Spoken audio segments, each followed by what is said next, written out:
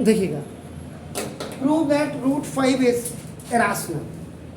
इससे पहले आपने किया था root 2 is irrational, root 3 is irrational. तो सबसे पहले सॉल्यूशन में देखिएगा कुछ नहीं है, बिल्कुल उसी की तरह थोड़ी चीजें आपको याद करनी है। आपका देखो ना, let root 5 is not irrational. Prove करने के लिए पहले आपको क्या करना पड़ेगा, रैशनल को इसको लिखना पड़ेगा कि इरेशनल नहीं है। इसका मतलब क्या हो गया, it is root 5 is a rational number. इधर दीदी तो ना रूट 5 इज आपका देखो a बाई बी, जिसमें आपका क्या होता है, न्यूमरेटर ओवर डिनोमिनेटर होता है and denominator is not equal to आपका 0 होना चाहिए, यानी कि q इज या b is not equal to आपका 0 होना चाहिए। ये हमेशा याद रखिएगा, क्योंकि क्या होता है कि आपको पता है, वी नो या आई नो, जो भी आप लिखे कि every rational number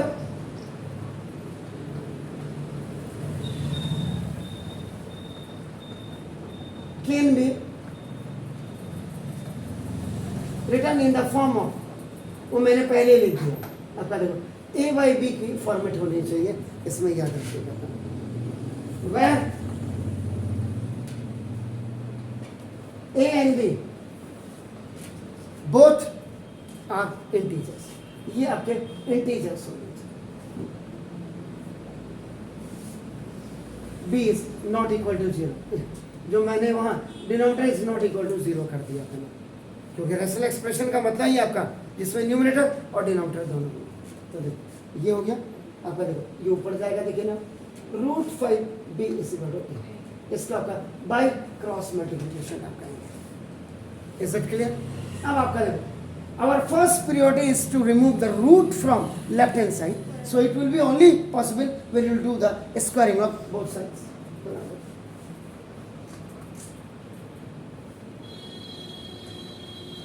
Squaring of both sides.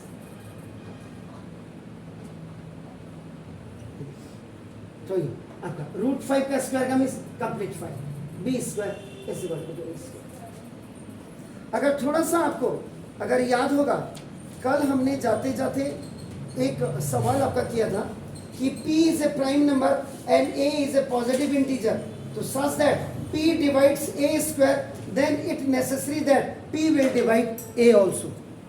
किया था जाते जाते, बस वही आपका यहाँ पे भी यूज होगा, दिखाना।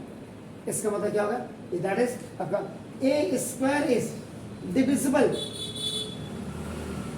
बाय आपका जी 5, दीदी 5, ये आगे का नंबर देखिए, कोफिशिएंट को देखिए। इसका मतलब A is divisible bye 5, A square अगर होगा तो A भी आपका होगा। क्लियर हो गया सर? तो आपका देखिए, अब आप क्या करेंगे, लेट 5 बी सॉरी, अब आप क्या करेंगे जी, A is equal to 5C, बिल्कुल आपने सही बोला। तो ना इसका मतलब अब आप क्या हो जाएगा A, तो क्या करो A की जगह में नहीं, A की जगह में आप क्या करेंगे, ये आपका A स्क्वायर है ना, A का स्क्वायर जब आप करेंगे आपका A स्क्वायर इक्वल, ये भी आपका क्या हो जाएगा 5C का स्क्वायर। इसमें भी आप स्क्वायरिंग ऑफ बोथ साइड्स कर दीजिए, ठीक हो गया। A स्क्वायर इक्वल 5 5 जा 25C स्क्वायर। देखिए ये A स्क्वायर और ये A स्क्वायर दोनों को कंपेयर कर दीजिएगा। फर्स्ट पार्ट यहाँ लिख दीजिएगा, सेकेंड पार्ट यहाँ लिख दीजिएगा, third comparing equation number 1 and equation number 2 for A square. A square is equal to A square का मतलब देखो 5B square is equal to A square और A स्क्वायर की वैल्यू, ये 5B square is equal to अपना 25 आपका C square. तो देखो B square is equal to 25 by 5C square, ये आपका देखो बाई क्रॉस मल्टीप्लिकेशन में ये नीचे आ जाएगा ऐसे। तो देखो इससे ये भी खल्लास हो गया, तो आपका देखो B square is equal to 5C square. इसका मतलब क्या हुआ, ये देखो आपका ये क्या हुआ, B square is divisible by 5. तो आपका therefore b is divisible by 5. इस स्टेटमेंट को और इन दोनों स्टेटमेंट्स को बिल्कुल क्लियर करके देख लीजिए. इसका मतलब क्या हुआ? इसके दो a is divisible by 5 and b is also divisible by 5. ये देखो, ये वाली स्टेटमेंट आपकी आ गई. इसका मतलब a and b have at least 5 क्या एज ए कॉमन फैक्टर, क्योंकि दोनों में आपका आ रहा है तो ये आपका क्या हो गया? ये कॉमन फैक्टर हो गया. इसका मतलब क्या हो गया? a and b are not co-prime.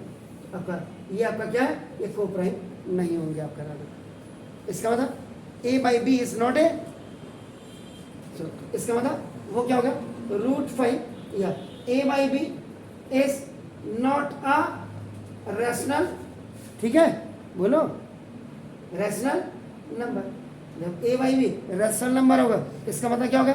a by b is an irrational number. और जब a by b की वैल्यू आपकी क्या है? √5, तो ना दैट इज आपका √5 इज नॉट a जी रैशनल नंबर. तो जब रैशनल नंबर नहीं होगा तो √5 इज एन इरेशनल. ये आपका ये था आपका नाम. तो means the method for proving √2 हो या √5 हो etc, ये आपका इरेशनल नंबर्स को एज डन एबव, जैसे आपने यहाँ किया इस कॉर्ड, इस पूरे को क्या कहते हैं? Method of contradiction. Contradiction method of contradiction का पहले इरेशनल को आपने क्या किया? रैशनल बनाया. रैशनल बना करके आपने उनका को-प्राइम फैक्टर्स को देखा. आपका देखो कि वो आपका आता है या उनका कॉमन फैक्टर है या नहीं है. उसके बाद आपका नाम, तो that is called the method of contradiction. एक सवाल √2, √3, √5 या इनके अलावा भी अभी आप करेंगे नेक्स्ट के जो क्वेश्चन नेक्स्ट में लिख देता हूं पहले आपका. Prove that 2 √5 is irrational. अब इसके बाद हम इसको करें. Please do it. पहले तो इतना कर लीजिए फिर आगे बढ़ता हूं. ओके, नाउ देखिएगा. Prove that 2 √5 is irrational. आपको क्या करना है? आप कौन सा मेथड यूज कर रहे हैं? Method of contradiction.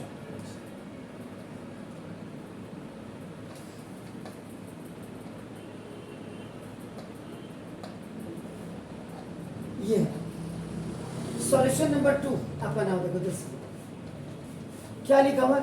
Prove that √2 √5 is an irrational number. ये आपको प्रूव करना है आपका नाम. इसमें आप जैसा कह रहे हैं आपका नाम, we assume that 2 √5 is a rational number. ये आपको पहले एज्यूम करना पड़ेगा. ठीक है, तो जब आपने क्या दिया तो ना let 2 √5 is equal to rational number का मतलब ये हो गया. जहाँ पे आपका नाम where a and b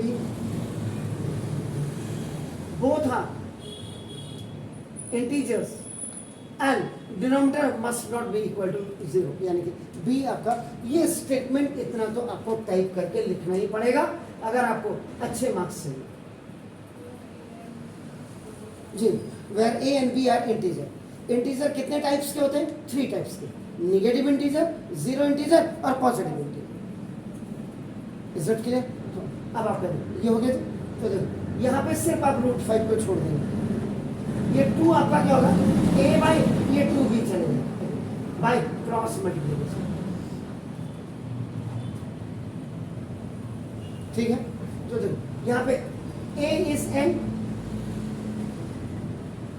integer है पर, तो इसका मतलब 2b इज ऑल्सो इंटीजर. तो जब 2 हट जाएगा तो b is also an integer, ये भी आपका क्या होगा, ये भी आपका इंटीजर होगा।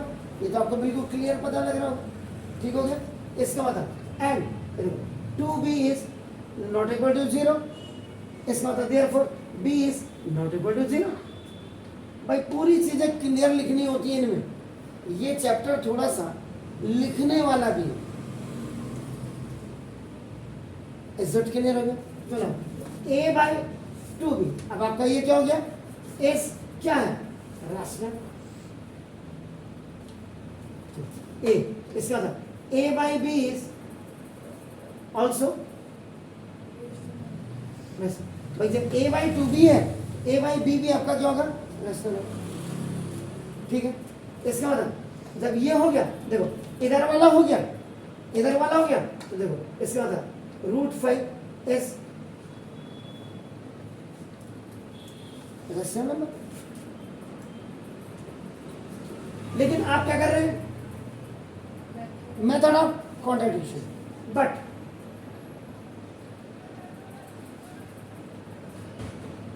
तो ये क्या कॉन्ट्रडिक्ट करता है, इस बताइए,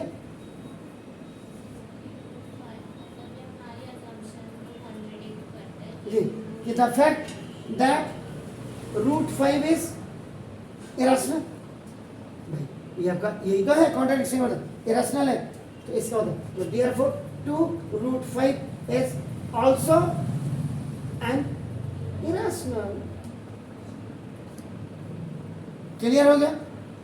क्लियर? ये था आपका। इसी में क्वेश्चन नंबर 3 एक क्वेश्चन है, अभी आप लिख, पहले इसको कर लीजिएगा, मैं तो लिख रहा हूं, if P is a prime, कभी कभी 1 मार्क्स के क्वेश्चन में आ जाता है, prove that √P is irrational. तो जरा पहले आप इसको कर लीजिएगा, फिर उसके बाद मैं आगे जाता हूं। If P is a prime, number भी लिख सकता था, प्राइम भी लिख सकता था ना, तो सॉल्यूशन में देखिए सब आता है आपको, लेकिन आप स्टेटमेंट की वजह से आपको दिक्कत होगी ना। दो सॉल्यूशन में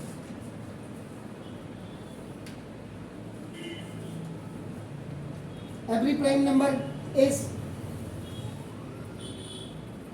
divisible by 1 or own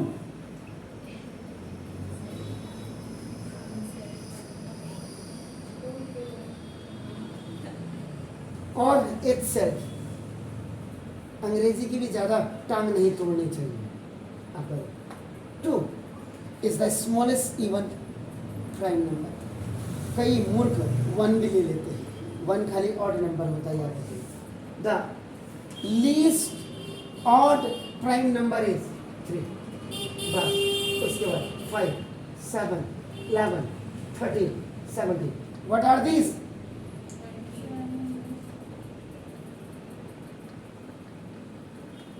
all are prime numbers, all.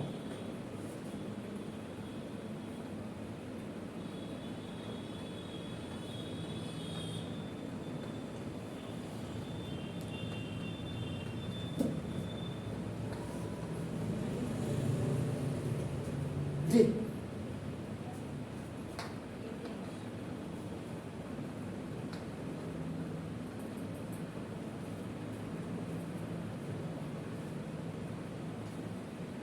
Every prime number is divisible by 1 और इटसेल्फ, 1 है यहाँ और इटसेल्फ 2, 3, 5 अपना, ये सारे क्या होते हैं, प्राइम नंबर से, और इन्हीं को अगर आप रूट में लिख देते हैं तो ये क्या बन जाते हैं, इरेशनल नंबर्स बन जाते हैं।